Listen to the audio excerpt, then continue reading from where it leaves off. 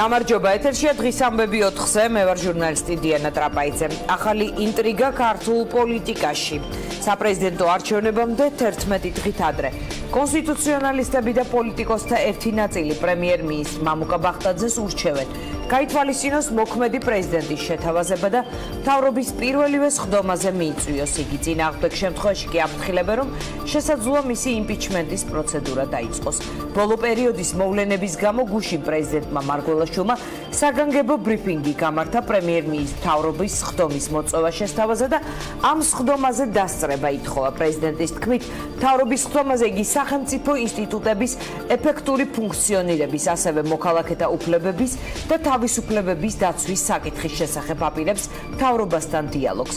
პრემიერ-მინისტრმა მამუკა ბახტაძემ პრეზიდენტს დღეს უპასუხა, რომ მთავრობა მზად არის ნებისმიერ საკითხზე სასაუბროდ, რაც შეეხება სხდომის დღის წესრიგს და აზუსტა, რომ ამას არეგულირებს შესაბამისი საკანონმდებლო ჩარჩო. რა მოხდება თუ პრემიერ-მინისტრი მამუკა ბახტაძე პრეზიდენტის მოთხოვნას არ გაითვალისწინებს და მარგველაშვილს მთავრობის პირველივე სხდომაზე არ მიიწვევს?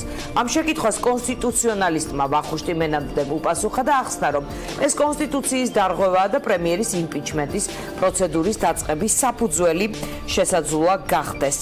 იმპიჩმენტის პროცედურის დაწყება პარლამენტის ექსკლუზიური უფლებამოსილება, შემდეგ პროცესში საკონსტიტუციო სასამართლო ერთვება და დღევანდელი რეალობის გათვალისწინებით ის წარმოუდგენელი რამ არის, შეუძლებელიც კი. ასე რომ ნახოთ როგორ გადაწყდება მორიგი დილემა პრეზიდენტისა და პრემიერის ურთიერთობაში, ზოგადად ამ ორი ინსტიტუტის ურთიერთობაში, თუმცა მოქმედ პრემიერს მე მგონი არ ქონია ასეთი კონფლიქტი მოქმედ პრეზიდენტთან, ვინაიდან პრემიერი მაინც არ არის დიდი სტაჟის მქონე ამ პოზიციაზე. ცოტა ხანში მთავრობის ადმინისტრაციაში კომენტარი გაკეთდება და ჩვენ შევეცდებით ეს კომენტარი პირდაპირ ეთერში შემოგთავაზოთ, ასევე დღეს დაგეგმილია პრეზიდენტის ადმინისტრაციაში საპასუხო კომენტარი. მანამდე კი ჩანაწერები რომელიც ტელევიზიით ვრცელდება, ჩანაწერები, რომელსაც პროკურატურა ავრცელებს და საქმე, რომელიც დღეს პროკურატურამ წამოიწყო, კუდის 3 მაღალჩინოსანი დაკავებულია. პროკურატურა 10 წლის წინანდელ ამბავს მიუბრუნდა იმ ჩანაწერებით, რომელიც 2 წლის წინ მოიპოვეს და ექსპერტიზის პასუხიც 2 წლის წინ მიიღეს. საქმე შეეხება მკვლელობის მომზადებას და არა დასრულებულ და შემდგარ ფაქტს. საუბარია ბადრი პატარკაციშვილის მკვლელობის მომზადების ორგანიზებაზე. ჩვენი პირველი სტუმარია სულხან სალაძე, ის ახალგაზრდა იურისტთა ასოციაციას წარმოადგენს. სულხანს მივესალმები, დიდი მადლობა რომ გვერთვებით. მაქვს რამდენიმე შეკითხვა. პირველ რიგში თქვენ დასვით კითხვა, რატომ ახლა, როცა 2016 წელს ექსპერტიზის დასკვნა უკვე დაიდო, რა ინფორმაცია გაქვთ ეს ექსპერტიზის დასკვნასთან დაკავშირებით და შესაძლოა ვადებზე იდავონ პოლიტიკოსებმა, რატომ დაობთ თქვენ? ანუ ფიქრობთ თუ არა, რომ ნებისმიერ დროს თუ კი რამე საქმე გამოაშკარავდება, ამ შემთხვევაში აქ კითხვის ნიშნები ვადებზე შეიძლება იყოს პოლიტიკური კონტექსტით გამოწვეული და არა სამართლებრივით. ანუ თქვენ რა კითხვის ნიშნები გაგიჩინათ აი ამ საქმის წამოწევამ დღეს?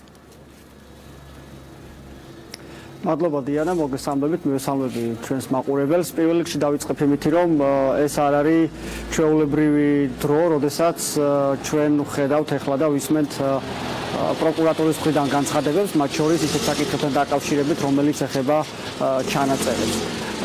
ან თუნდაც ბადრი პატარკაცთან დაკავშირებული საქმის გამოძიება. დავიწყოთ იმით, რომ ბოლო დღეები პრაქტიკულად იქცა ერთგვარ შოუთ, ჩანაწერებს მოყვება და ამ მთელი ამ ხნის განმავლობაში, როდესაც 2016 წელს რეგიდევ ექსპერტიზაზე იყო ეს 2016 წელს იყო ეს ჩანაწერები აღმოჩენილი, როგორც თავად ამბობენ, ფიქრობ, რომ ახლა ამ თემის გამოტანა, მათ შორის იმ საკითხის გაგრძელება, რომ ერთგვარი საზოგადოებრივი აზრის შექმნა და გარკვეული მნიშვნელოვანი თემებიდან ყურადღების გატანა მოხდეს. არ ვამბობ და არ ვფიქრობ, რომ ამ საქმის გამოძიება არ არის მნიშვნელოვანი, რა თქმა უნდა, მაგრამ ერთი კვირით ადრე ან ერთი კვირით konkrეტულად გვიან თუნდაც ამ საქმეზე პროკურატურის მხრიდან მსჯელობის დაწყება არაფერს არ დააშავებდა, უფრო მეტიც ჩვენ უკვე გქონდა შიგნით სამოქალაქო სექტორში მოლოდინი, რომ რუსთავიორზე გასული ჩანაწერის შემდეგ რაღაც სხვა ჩანაწერები გამოჩნდებოდა ან რაღაც სხვა თემებზე დაიწყებდა პროკურატურამ კისერად. ამ ხელისუფლების ხასიათიდან გამომდინარე თუ ზოგადად დამკვიდრებული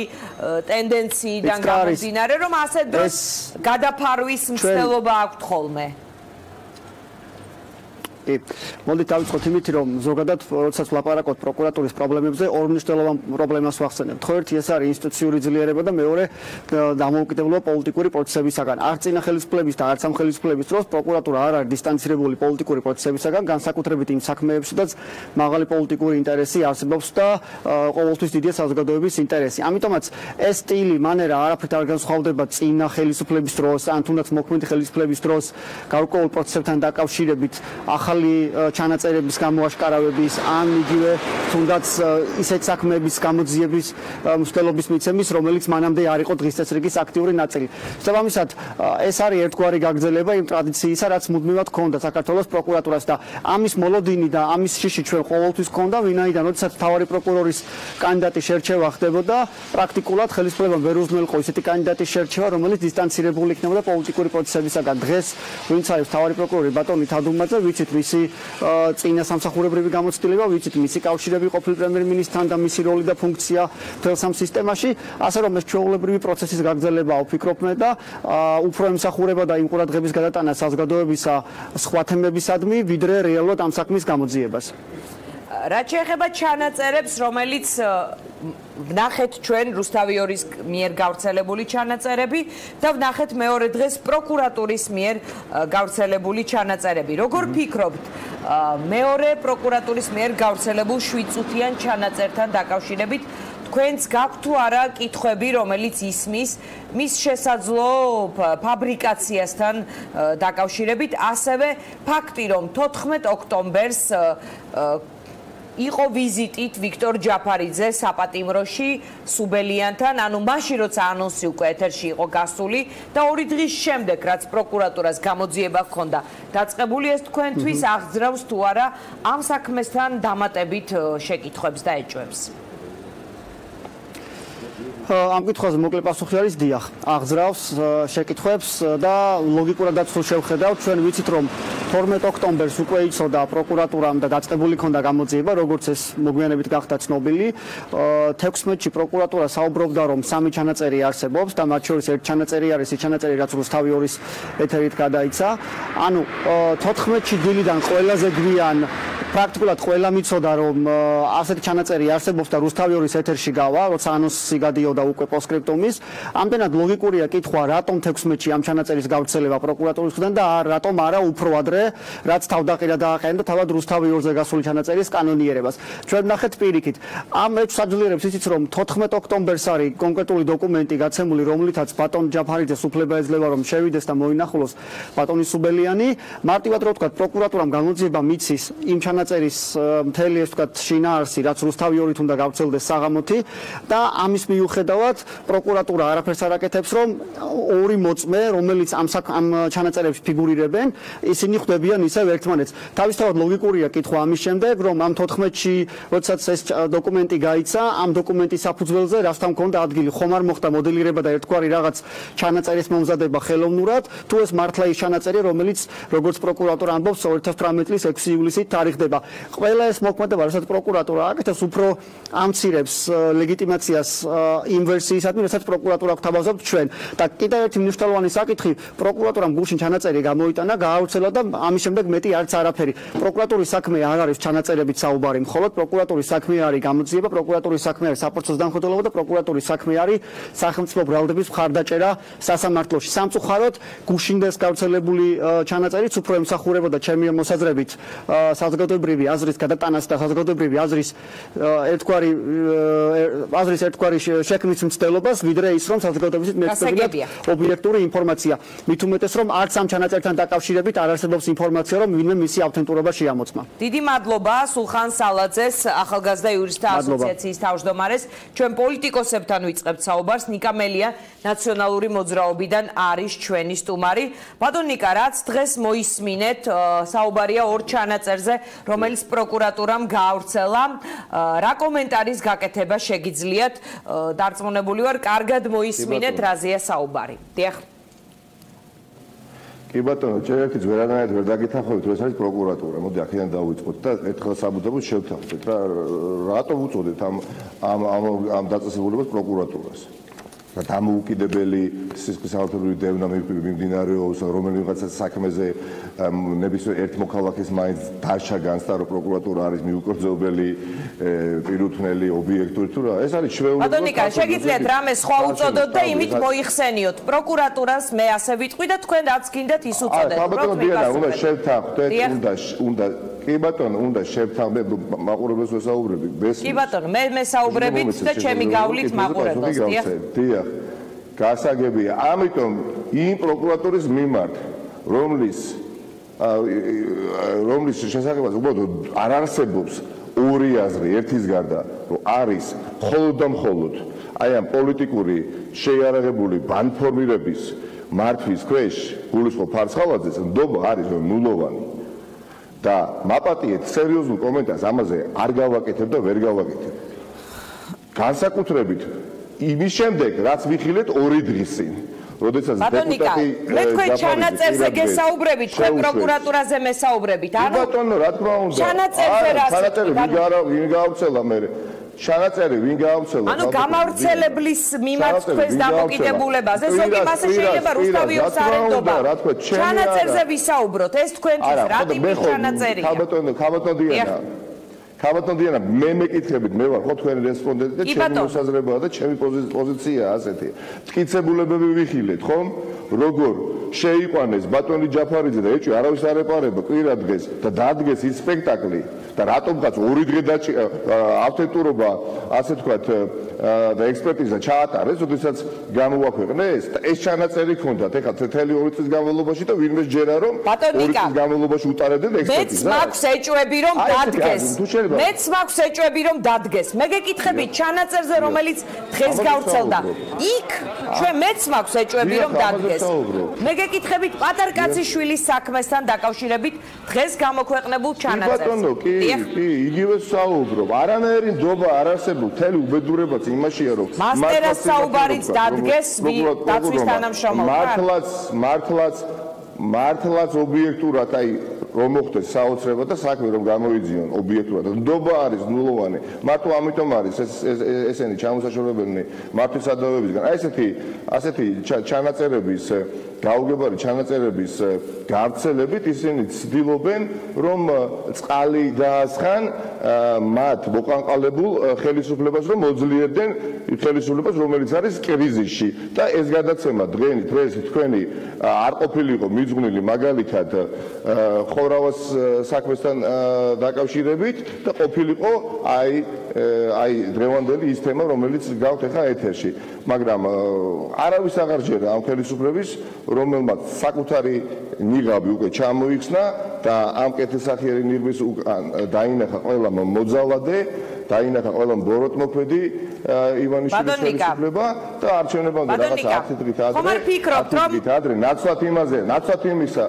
არა დავასრულებ აი მივიდივარ ბატონო ნიკა მე პროკურატურის დღის წესრიგის გარეშე წვეთ რაზე ვისაუბროთ და ჩვენ რასაც ვფიქრობ მნიშვნელოვნად იმაზე ვსაუბროთ მაგალითად ჩვენ წინა გადაცემაში გქონდა საუბარი იმ ჩანაწერებზე რომელიც გუშინ გაავრცელა პროკურატურამ და არა დღეს გასაგებია თქვენ ფიქრობთ რომ ეს რაღაც გადაფარვა იყო გეთანხმებით მაგრამ ის რომ გადაფარვა იყო ეს შინაარს აკნინებს არ არის გადაფარვა არა არავითარ შემთხვევაში ქალბატონია გადაფარვა კი არ არის ნდობა არის ნულოვანი 11 წლის წინანდელი საქმე რომელზეც სკოტლანდი არც აქვს დასკვნა დადებული და გამოძიებული ყველაზე ავტორიტეტულ ალბათ დამეთანხმება ალბათ ყველა ხო იმაში საგამოძიებო ორგანოს 11 წლის თავზე რომ საუბრობენ ამაზე უხერხულია როდესაც 11 თვის წინანდელი საქმე არ აქვს გახსენდა პირიქით დანაშაულზეა ჩადენილი უხერხულია ბატონიკა უხერხულია მაგრამ ეს არ ნიშნავს რომ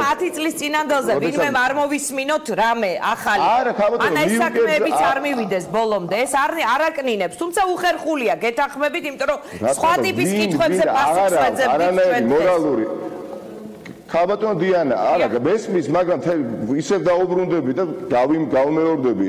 მთელი უბედურება რაშია? მართლაც სიმართლის თქმა რომ მოუწიოს, პროკურორს აღარავის აღარ ჯერა. წარმოიდგინეთ, რა იკადრეს დეპუტატი გვარადი ჯაფარიძე შეიყვანეს კვირა დღეს დადგეს ის სპექტაკლი, მე უნდათ გასაღება თვითონ ეს იყო რეალური ჩანაწერი, არავინ ეს არ დაიჭირდა, პირიქით უბძიმეს მდგომარეობაში ჩავარდნენ. და ეს ყველაფერი პროკურატურამ, აი თქვენ რო უწოდეთ, პროკურატურამ გააკეთა. ამ პროკურატურის ახლა ვინმე დღეს ჯერა? დიახ, ბატონ ნიკა, პროკურატურას უწოდებს სასამართლოს, თქვენ პოლიტიკოს და ასე შემდეგ, ყველას უწოდებ ყველაფერს. ბატონ ნიკა, როგორ ფიქრობთ, დღეს ამ ჩანაწერების ჩვენებით ხომ არ იყო პოლიტიკურ პროცესში ასეთი მესიჯის შეტანა, რომ ჩვენ კი გვაქვს კრიზისი, არ გამოვიყურებით კარგად, მაგრამ აი ვისი მობრუნების შანსი არის ამ ქვეყანაში, თუ ჩვენ აღარ მოგინდებით. ეს მესიჯი ხომ არ გამოუშვა პროკურატურამ. კარგად იცით. გავიგეთ, არ გეჩვენებათ ხალბატონო დიანა, რომ ჩემზე მეცაუბრობთ. მე ვარ თქვენი რესპონდენტი, თქვენ ხო არ ხართ ჩემი რესპონდენტი, მაცადეთ თუ შეიძლება და ვისაუბრებ. გისმენთ. ხალბატონო დიანა, ესეც ძალიან უხერხულია. წინა ხელისუფლებას აკრიტიკებენ და ნახევარზე მეტი წინა ხელისუფლების მაღალი თანამდებობის პირები ყველა დონეზე, ყველა სახელმწიფო შტოში ყავთ მათ. არ არის ეს უხერხული? სასამართლო ხელისუფლებას გულისხმობ, აღმასრულებელ ხელისუფლებას გულისხმობ, მათ შორის თვითმმართველობის დონეზე, იქ საერთოდ საოცრება ხდებოდა საკანონმდებლო დონეზე. აქაც არანაირი უფლება არ აქვს მორალური ისაუბრონ. იქ სადაც მართლა გასაკრიტიკებელი იყო წინა ხელისუფლება, ამაზეც ვერ უნდა იღებდნენ ხმას, იმიტომ რომ ყოველი მეორე ადამიანი, ვინც წინა 9 წლის განმავლობაში იყო ხელისუფლებაში, მართვის სადავებთან ყავთ მათ. და მაპატიეთ, ანუ ეხლა თქვენ კითხვას რომ უპასუხო კონკრეტულად, რას მეუბნებით, რომ ის ადამიანები ყავთ, გვერდ ისინი მართავენ დღეს ქვეყანას, ხო? ის ადამიანები, ანუ ვინც მათ არ მოწონდათ. და ამ კარტსაც ვერ ათამაშებენ, ამ კომბინაციასაც ვერ ათამაშებენ, ხახდო. გუშინ ჩვენ ვიხილეთ პარლამენტის თავმჯდომარის განცხადება ტელეკომპანია იმბეთში, რომელმაც თქვა, თურმე ოპოზიცია შექმნა ფარცხალაძისგან რაღაცა მითიური ფიგურა და არ არსებობს ფარცხალაძესთან დაკავშირებით სერიოზული არგუმენტი, რომ იგი იქნეს როგორც მინიმუმ დაკითხული ან დაბარებული დაკითხვაზე.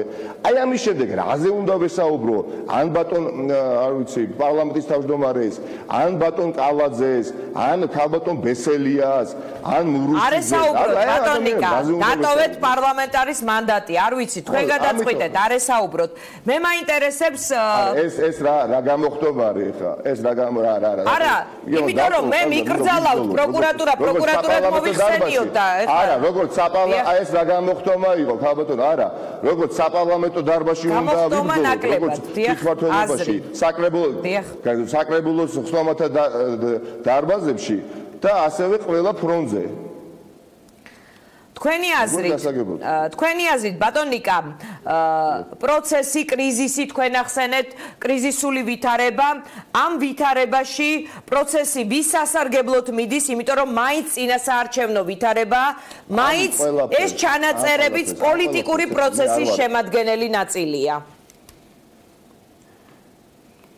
ამ ყველაფერთან დაკავშირებით საკუთარ პოზიციას დააფიქსირებს მოსახლეობა ამ ქვეყნისა 28 ოქტომბერს ძალიან მშვიდად, ორგანიზებულად და მტკიცედ საარჩევნო ურნებთან. და რაც არ უნდა სპექტაკლები დადგას იმ გუნდმა, რომელმაც ქვეყანა შეიყვანა ყველა მიმართულებით უღრმეს კრიზისში, ნაცვლად იმისა, რომ საუბრობდნენ გაღარიბებულ მოსახლეობაზე, ნაცვლად იმისა, რომ საუბრობდნენ გაუფასურებულ ლარზე, ლართან დაკავშირებით რა ხდება, ხო ხედავთ, ნაცვლად იმისა, რომ საუბრობდნენ ინფლაციაზე, ანუ ფასების ზრდაზე, რომელიც ყოველდღიურ რეჟიმში ცაში ვარდება. აი ხა იგონებენ ამასთან დაკავშირებით არაფერი სათქმელი არ აქვს, დგამენ სპექტაკლებს, მაგრამ მათი უბედურება რა არის, იცით? გაიშიფნენ და არავის აღარ სჯერა და კალენდარზე რომ 2018 წელია რჩება ზოგჯერ შთაბეჭდილება, ესეც ავიწყდებათ. გავიდნენ მოსახლეობასთან და მოსახლეობას დაელაპარაკონ უშუალოდ და მათგან მოისმინონ რას ფიქრობს მოსახლეობა მათთან დაკავშირებით და იმ არანორმალურ რაღაცა დადგმულ, შეთხზულ საქმებთან დაკავშირებით არჩევნებამდე 10 დღით ადრე სერიოზული კომენტარის გაკეთება წარმოუდგენელი არის. ბატონიკა, ეს იმას არ ნიშნავს, რომ ნებისმიერი ხელისუფლების ფარგლებში ვინმე დღეს კახი კალაძე საუბრობდა რაღაც თქვენს მიერ მოთხოვნილ ნებართვაზე, როგორც წესია ეს, როგორც ხდება ხოლმე ტექნიკურად, აქციების გამართვის თაობაზე, თან გაფრთხილება იყო მისი მხრიდან, ის 2 დღეა გამუდმებით საუბრობს, რომ რაღაც კანონი ხელი არ წაგიცდეთ და ასე შემდეგ. თქვენი აზრით, რა ტიპის მესიჯი მოდის, რაზეა ეს გათვლილი?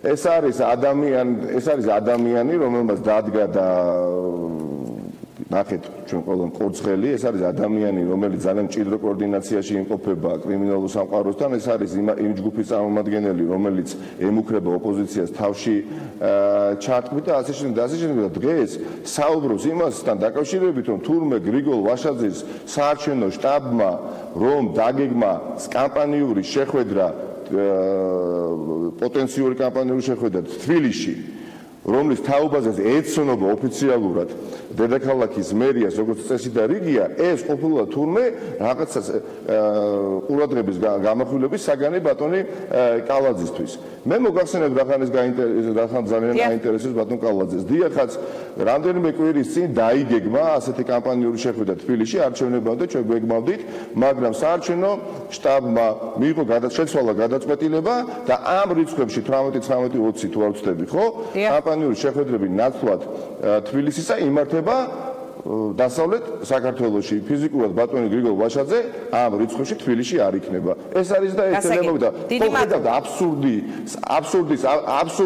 აბსურდის ხარისხი რამხელარი ხახნო ნაცვლად იმისა რომ საუბრობდნენ იმ უგრემეს პრობლემებზე, რომელიც წინაშე დგას საზოგადოება, მოსახლეობა, რაზე ამახვილებს მილიონნახევრიანი დედაქალაქის მერი ყურადღებას.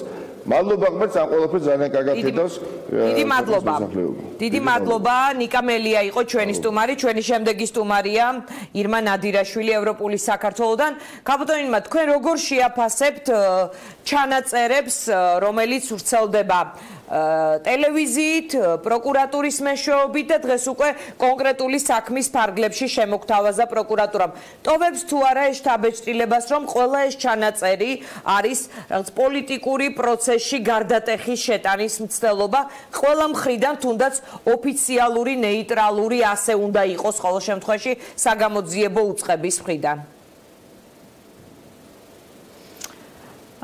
რა თქმა უნდა, ჩვენ არ არის პირველი არჩევნები, როდესაც მთელი პოლიტიკური კამპანია მიმდინარეობს ამ ფარული ჩანაწერების ფონზე და ეს ძალიან სამწუხაროა, იმიტომ რომ როგორც წესი საზოგადოების ყურადღება გადადის სწორედ ამ სკანდალურ მხარეს და შეუძლებელი ხდება, რომ მოსახლეობას უკეთ მიაწოდო ინფორმაცია თუნდაც შენი კანდიდატის შესაძლებლობების, მისი გეგმების და პროგრამის შესახებ. რაც შეეხება ამ ჩანაწერს და ალბათ დიანა თქვენ ახლა ბოლო ჩანაწერზე მეკითხებით, რომელიც პროკურატურამ გავრცელა. პატრი პატარკაციშვილთან დაკავშირებით, აქ შეუძლებელი იქნება შინაარსში შესვლა და მსჯელობა შინაარსზე, იმიტომ რომ პროკურატურა არის ბოლომდე გაკოტრებული, ის საერთოდ არ იმსახურებს ნდობას, ნულოვანია პროკურატურის მიმართ ნდობა და შესაბამისად მათ მიერ გამოქვეყნებულ ჩანაწერებზე ჩვენ სერიოზულად ვერ ვიმსჯელებთ. ჩემი სიტყვები რომ გავამყარო, მე მოვიყვან ასე დროს მნიშვნელოვანია ვინ ავრცელებს ამ ჩანაწერს. წეღანაც ვახსენე, აი მაგალითად ზოგისთვის შეიძლება კონკრეტული ტელეკომპანია ან თუნდაც გაზეთი ავრცელებდეს ტექსტურ ვერსიას, არ აქვს მნიშვნელობა, ანუ კონკრეტულ გამავრცელებელს ენდობი თუ არა ეს მოქმედებს ჩანაწერების მიმართ ნდობაზე?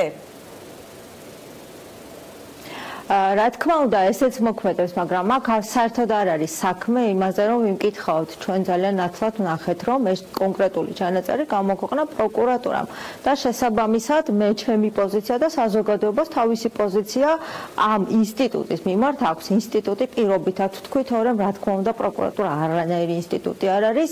თვითონ პროკურორმა, რომელიც ახლახანს დანიშნეს, მან თქვა, რომ თავისი დიპლომები სჭირდება მხოლოდ იმისთვის, რომ ის ემსახურებოდა ორ ოლიგარქს და ძალიან ნათლად გაგვიმართა რისთვის მიიყვანეს ის პროკურატურაში. ამას თუ ზემოდან ფარცხალაძეს დაუმატებთ, რომელიც თადუმაძეს აკონტროლებს, რა თქმა უნდა, საუბარი პროკურატურის მიმართ ნდობაზე და მათ მიერ გამოქვეყნებულ ჩანაწერზე იქნება ჩემი მხრიდან აბსურდული. ეს არის მხოლოდ და მხოლოდ გადაფარვის მცდელობა ჩემთვის ის, რაც ხდება დღეს. და მათ აქვს ძალიან მძიმე სისტემური კრიზისი, გამოვლინდა არაერთი ფაქტი, გამოვლინდა კორუფციაში ხელისუფლების მონაწილეობის შესახებ, გამოვლინდა ადამიანები, რომლებსაც ყავს თავისი ეგრეთ წოდებული ავტომატჩიკები და ჩვენ ამ საზოგადოებაში ცხოვრობთ და შესაბამისად სწორედ ამ ყველაფრის გადაფარვის ცდელობა და სხვა არაფერი ჩვენთვის დღეს გავრცელებული ის ჩანაწერი, რომელიც ვიხილეთ. აღარ ვისაუბრებ დიანა იმაზე, რა განცხადებები გააკეთეს ადვოკატებმა. ხომ არ ფიქრობთ, რომ პოლიტიკური პროცესი მაინც მიდის ორი პოლუსის დაპირისპირებისკენ და ამ შემთხვევაში შეიძლება ტელევიზიის გავრცელებული ჩანაწერებიც და პროკურატურის გავრცელებული ჩანაწერებიც ამ ორი პოლიტიკური ძალის დაპირისპირების კონტექსტში განვიხილოთ. თქვენი კანდიდატი და თქვენი პოლიტიკური ძალა ამ შემთხვევაში ამ ფონზე ხომ არ იჩაგრება ფონით, რომელიც იქმნება? დიახ, მე ვთვლი, რომ ის ვითარება, რომელიც შეიქმნა აწყობს ერთიან ნაციონალურ მოძრაობასაც და აწყობს ხელისუფლებასაც და ეს ხელისუფლების მიზანია, რომ ძალიან კარგად გააცოცხლოს წარსულის აჩრდილი, შეაშინოს ადამიანები ამ აჩრდილით და შესაბამისად ამ არჩევნებსაც ისე გაძვრეს, როგორც ეს წინა არჩევნების დროს მოახერხა, როდესაც ის ამბობდა, რომ აი არჩევანი არის კარგსა და უარეს შორის, თუ თეთრსა და შავ შორის. დიახ, ესეც დღეს ამ ვითარების წინაშე ნამდვილად ვართ, როდესაც ამას იყენებს ერთიან ნაციონალურ მოძრაობას და იყენებს ხელისუფლებას და შესაბამისად ჩვენ გვინდა და მთელი ძალისხმევა გვაქვს მიმართული იმისკენ, რომ დავით ბაქრაძემ ჩვენ თელმა გუნდმა მოსახლეობას ავუხსნათ, რომ არჩევანი ასეთი არ არის. არსებობს მესამე არჩევანი, ჩემი აზრით პირველი არჩევანი დავით ბაქრაძე, რომელიც მონაწილეობას მიიღებს საპრეზიდენტო არჩევნების მეორე ტურში, ჩემი ღრმარწმენით და სწორედ ჩვენ ვცდილობთ, რომ ავუხსნათ ადამიანებს, რომ ბაქრაძის სასარგებლოდ გააკეთონ გააზრებული არჩევანი, იმიტომ რომ აღარ იყოს სწორედ ეს სიძულვილისენით საუბარი, აღარ იყოს დაპირისპირება, რასაც საზოგადოებამ გაიგოს, რომ ამ ჩანაწერებით არ უნდა იმართებოდეს ქვეყანა, არ უნდა იყოს რევანში და უნდა ვიყოთ ორიენტირებული მომავალზე. გასაგები. რაც შეეხება თვითონ ამ დასრულეთ. მადლობთ. არა, უბრალოდ მე მინდოდა შეფასების სახით მეთქვა, რომ ის ვითარება, რომელიც დღეს არის ქვეყანაში, ნამდვილად არ არის ნორმალური და გუშინ ჩემი გადასახედიდან ამან მიაღწია განსაკუთრებით მძიმე წერტილს, როდესაც ჩვენ ვიხილეთ აბსოლუტურად უთავმოყვარო პროკურატურა, რომელმაც კვირა დღეს ქურდულად შეიყვანა ციხეში ჩემი კოლეგა დეპუტატი და შემოგთავაზა ჩანაწერების გაყალბება.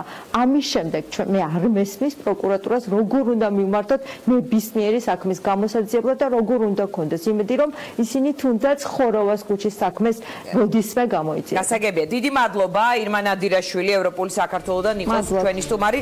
რეკლამის შემდეგ ჩვენ დაუბრუნდებით თემას, რომელზეც დავიწყეთ გადაცემის, რომელზეც საუბრობდით გადაცემის დასაწყისში. ეს არის პრეზიდენტის მიერ მთავრობის საგანგებო სხდომის მოთხოვნა, რომელსაც ისიც დაესწრებოდა და პრემიერის პასუხი, რომ მზად არის ნებისმიერ საკითხზე სასაუბროთ მთავრობა, რაც შეეხება სხდომის დღის წესრიგს და აზუსტა, რომ ამას არეგულირებს შესაბამისი კანონმდებლობა.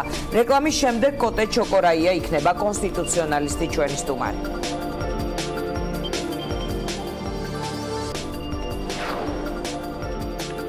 ჩვენ დავბრუნდით პირდაპირ ეთერში, ჩვენი სტუმარია კონსტიტუციონალისტი კოტე ჩოკორაია. მე კოტეს მივესალმები, დიდი მადლობა რომ გვერთვებით პირდაპირ ეთერში. მაინტერესებს რა მოითხოვა ასეთი პრეზიდენტმა, რისი უფლებაც მას არ ჰქონდა და როგორი უნდა იყოს მთავრობის პოზიცია ამ ტიპის თხოვნაზე, ან მოთხოვნაზე, ან საკითხის ასე დაყენებაზე. მოგესალმებით დიანა, მივესალმები ტელემაყურებლებს, ძალიან დიდი მადლობა გადაცემაში მოწვევისათვის. საქართველოს პრეზიდენტმა მოითხოვა ის, რისი კონსტიტუციური უფლებაც მას გააჩნია საქართველოს კონსტიტუციის შესაბამისად. საქართველოს პრეზიდენტი უფლებამოსილია, გარკვეული ცალკეული საკითხების განხილვა მოითხოვოს მთავრობის ხდომაზე და მთავრობის ხდომას დაესწროს. ეს არის კონსტიტუციური უფლებამოსილება საქართველოს პრეზიდენტის. ეხლა მოსწონს ვინმე ეს პრეზიდენტი კონკრეტული, არ მოსწონს, ეს სხვა საკითხია, ძალიან მნიშვნელოვანია, რომ ამ ქვეყანაში განსაკუთრებით განსაკუთრებით უმაღლესმა პოლიტიკური თანამდებობის პირებმა დაიცვან საქართველოს კონსტიტუცია და მოიქცნენ ისე, როგორც ამას საქართველოს კონსტიტუცია ამბობს. საქართველოს კონსტიტუცია არის უმაღლესი კანონი ქვეყნის და შესაბამისად იქ გაწერილი დებულებები უნდა შესრულდეს. სხვა შემთხვევაში ჩვენ საქმე გვექნება კონსტიტუციის დარღვევასთან. როგორი უნდა იყოს მთავრობის ადმინისტრაციის პასუხი პრეზიდენტის აი ამ მოთხოვნაზე? ხო, მე მგონი რომ ძალიან წესი და რიგით უნდა იყოს ჩვეულებრივი პასუხი, რაც ნიშნავს იმას, რომ უახლოეს სხდომაზე იმ საკითხების, რომელიც პრეზიდენტმა ჩამოთვალა ყოველ შემთხვევაში, რომელთან დაკავშირებითაც ის ითხოვს მთავრობის სხდომაზე დასწრებას, ეს საკითხები უნდა იყოს განხილული საქართველოს მთავრობის სხდომაზე. და იმიტომ რომ საქართველოს მთავრობა არის აღმასრულებელი ხელისუფლების უმაღლესი ორგანო, მთავარი პოლიტიკური ორგანო, რომლის ხელშიც არის მთელი აღმასრულებელი ძალაუფლება და ამ მნიშვნელოვანი საკითხებიდან გამომდინარე საქართველოს პრეზიდენტის და მათ შორის უშიშროების საბჭოს მდივნის თანამონაწილეობით, იმიტომ რომ კონსტიტუცია ამასაც ამბობს, უნდა მოხდეს საკითხების განხილვა. ეს უნდა იყოს ჩვეულებრივი პროცესი, როდესაც განსაკუთრებულ შემთხვევაში, იმიტომ რომ მით უმეტეს უკვე ახალი პრეზიდენტის უფლებამოსილების შესრულის შემდგომ კონსტიტუციური ცვლილებების ახალი პროექტი ამოქმედება და შესაბამისად ეს ჩანაწერი კონსტიტუციაში აღარ იქნება, მაგრამ სანამ არის კონსტიტუციაში ეს ჩანაწერი, სანამ გვაქვს ეს კონსტიტუციური მოდელი, სანამ გვაქვს პრეზიდენტის ასეთი ტიპის უფლებამოსილებები, რა თქმა უნდა, ჩვეულებრივ მთავრობამ უნდა უზრუნველყოს ყველაფრის განხორციელება უახლოეს პერიოდში. ვის მიერ შედგენილი დღის წესრიგით? საქართველოს პრემიერ-მინისტრის მიერ შედგენილი დღის წესრიგი და მას დამატებული ის საკითხები, რომლის განხილვასაც საქართველოს პრეზიდენტი ითხოვს. ეხლა გადაწყვეტილება იქნება მიღებული, პოლიტიკური პოზიცია ვის როგორი ექნება, ამაზე საუბარი არ არის.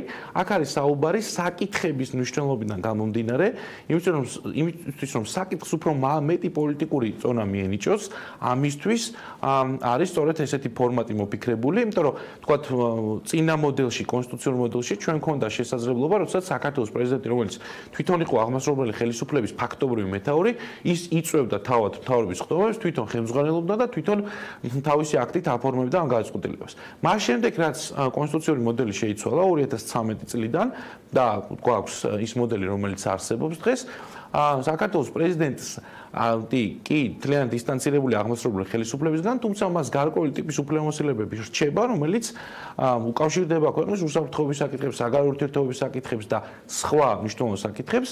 ამიტომ ასეთი საკითხის განხილვაში მონაწილეობის უფლება მას აქვს მინიჭებული და ამიტომ ეს თუ მას უარს ეტყვის მთავრობა ასეთ შემთხვევაში ეს რა ტიპის გაგრძელების საგანი შეიძლება იყოს, იმიტომ რომ იმპიჩმენტზე იყო საუბარი, რაც ფაქტობრივად შეუძლებელია ამ პოლიტიკურ მოცემულობაში, ვიდრე ოცნება 100-ია წარმოდგენილი პარლამენტში როგორც არის.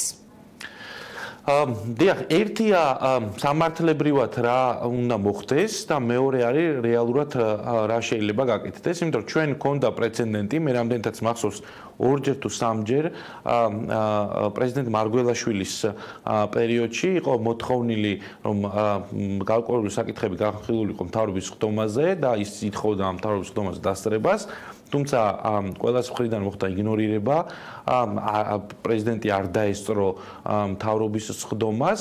ჩემი სუბიექტური მოსაზრებაა, რომ ის თუ კონსტიტუციაში პირდაპირ გაწერილი არის კონკრეტული უფლებამოსილება და კონკრეტული უფლებამოსილების განხორციელებას რომელიმე პოლიტიკური თანამდებობის პირი, ამ შემთხვევაში პრემიერ-მინისტრი ხელს შეუშლის, ეს იქნება კონსტიტუციის დარღვევა, ჩემი აზრით, და ამიტომ ასეთ საკითხზე შესაძლებელია თეორიულად, რა თქმა უნდა, დაიწყოს იმპიჩმენტის პროცედურა. რა თქმა უნდა, იმპიჩმენტის პროცედურას აღძრის უფლება აქვს საქართველოს პარლამენტს, მაშინ საკონსტიტუციო სასამართლოს დასკვნა მნიშვნელოვანი და მე ისევ პარლამენტმა უნდა მიიღოს გადაწყვეტილება. ეხლა არავინ არ ავალდებულებს ეს საბოლოო ჯამში მაინც პოლიტიკურ გადაწყვეტილებამდე მიდის, თუმცა და ყველამ ვიცით, რომ საერთოდ საკითხის დასმა არ მოხდება იმ პოლიტიკური გადანაწილებით, რომელიც დღეს ჩვენ საქართველოს პარლამენტში გვაქვს, რაც სამწუხაროა ის და განსაკუთრებით სამწუხაროა ის ფაქტი, რომ კონსტიტუციის ტექსტის ასეთი ტიპის იგნორირება ხდება პოლიტიკური ჯგუფების მხრიდან. საერთოდ არ აქვს მნიშვნელობა ეხა რომელ პოლიტიკურ პარტიაზე ვსაუბრობ, იმიტომ რომ ჩვენ ქართულ პოლიტიკურ სპექტრს რომ უყურებთ, ძირითადი ნაწილი მათი ასეთი ქმედებებით გამოირჩევა, რაც სამწუხარო არ შეიძლება ასე იქცეოდნენ უმაღლესი პოლიტიკური თავმჯდომარეები, პოლიტიკოსები, ასეთი დამოკიდებულება ჰქონდეთ ქვეყნის უმნიშვნელოვანეს დოკუმენტზე, რომელმაც უნდა განსაზღვროს თამაშის ძირითადი წესები, ძირითადი ბალანსის საშუალებები ხელისუფლების შტოებს შორის, რაც შემდგომში გამორიცხავს იმ ტიპის პრობლემებს, რა ტიპის პრობლემებსაც ბოლო პერიოდში ჩვენ ვისმენთ. რომ ვიღაცები არაფორმალურ ფორმირებებს ქმნიან თუ რაღაცა მონაწილეობენ. ხო, იქ სადაც არ არსებობს ძალთა ბალანსი, დაბალანსებული ხელისუფლება, იქ სადაც არ არსებობს კონსტიტუციის შესაბამისად მმართველობა, იქ რა თქმა უნდა უდიდესი პრობლემები იქნება. კარგი, დავალოდოთ რა გაგრძელება ექნება ამ იდეას პრეზიდენტის შეთავაზებას, ცოტა ხნის წინ მთავრობის ადმინისტრაციაში გაკეთდა განცხადება, ამ წუთებში პრეზიდენტის ადმინისტრაციაში კეთდება.